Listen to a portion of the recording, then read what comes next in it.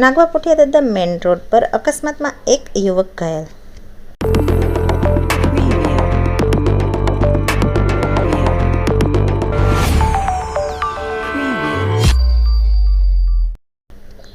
કેન્દ્રશાસિત પ્રદેશ દીવના નાગવા રોડ પર અકસ્માત સર્જાયો. દીવનો એક યુવક ઘાયલ. દીવના વાણિયાવાડી સાઉદવાડીના રહેવાસી જીગર પ્રેમજી સોલંકી ઉંમર વર્ષ 23ને KTM બાઇક પરથી દીવ તરફ જતો હતો ત્યારે સૂત્રાપાડાના રહેવાસી રામ ભરતભાઈ જાદવ ઉંમર વર્ષ 31 સ્વિફ્ટ ગાડી હતી. આ બંને વચ્ચે અકસ્માત સર્જાયો જેમાં બાઇક સવાર જીગર પ્રેમજી સોલંકી ઘાયલ થયા હતા.